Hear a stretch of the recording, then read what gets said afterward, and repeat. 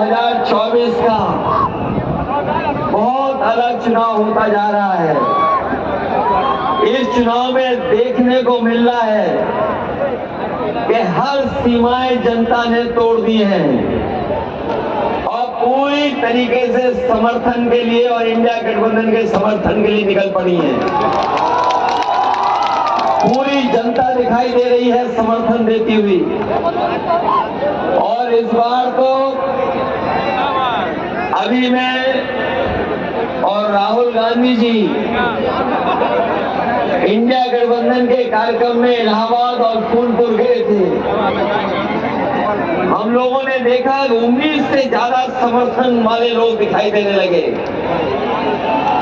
इतना समर्थन, इतने बड़े पैमाने पे लोग आए और जैसे जैसे चुनाव आगे बढ़ता जा रहा है, हर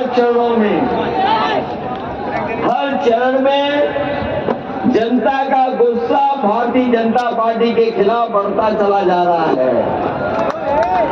और आप देख लेना, जिस समय 7वें चरण में चुनाव पहुंचेगा, जनता का गुस्सा 7वें आसमान पे दिखाई देगा।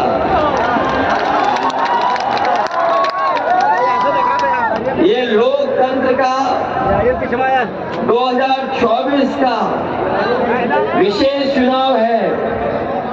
याद रखना, जिस तरीके से कभी समुद्र मंथन हुआ था, उसी तरीके से आज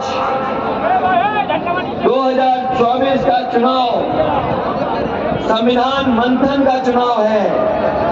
एक तरफ वो लोग हैं जो संविधान को हटाना चाहते हैं, मिटाना चाहते हैं, बदलना चाहते हैं, और दूसरी तरफ समाजवादी पार्टी और इंडिया गठबंधन के लोग हैं जो संविधान की रक्षा करना चाहते हैं।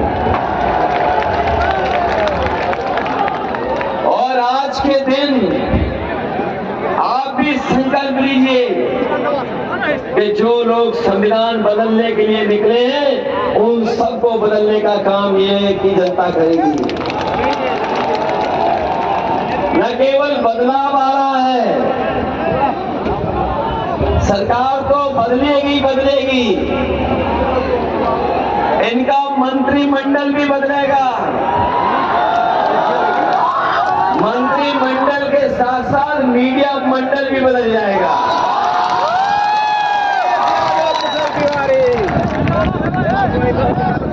बताओ, मंत्रिमंडल के साथ मीडिया मंडल बदलेगा कि नहीं बदलेगा?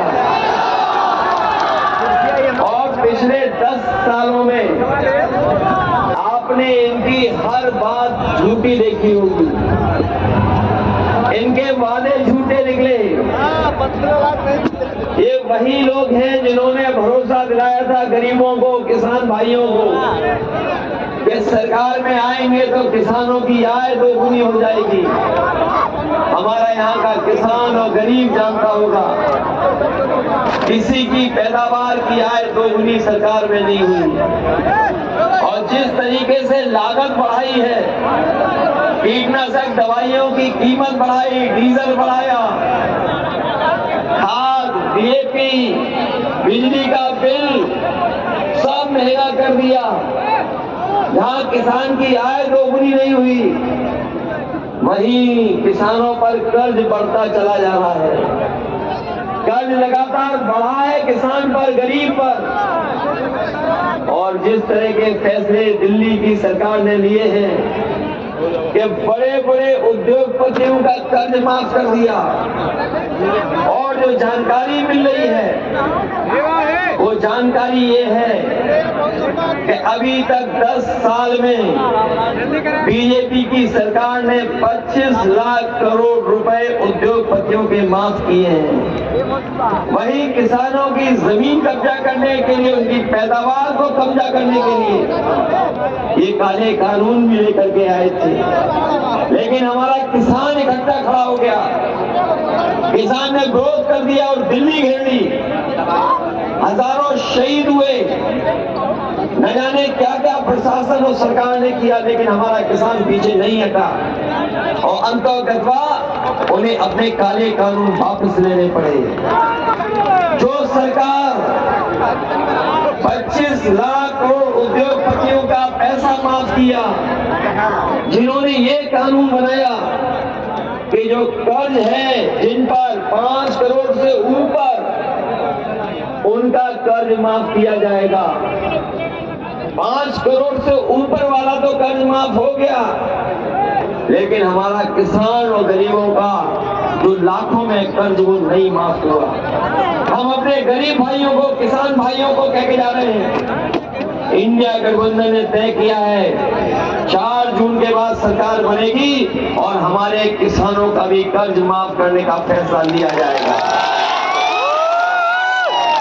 न केवल कर्ज माफी का फैसला होगा, बल्कि जो कानूनी अधिकार की मांग रही है कि किसानों की फसल के लिए एमएसपी दी जाए, एमएसपी के लिए कानूनी अधिकार मिले, हम अपने किसानों को भरोसा दिला के जा रहे हैं कि एमएसपी के लिए भी उनको कानूनी अधिकार दिलाने का काम इंडिया गठबंधन और समाजवादी सरकार में होगा।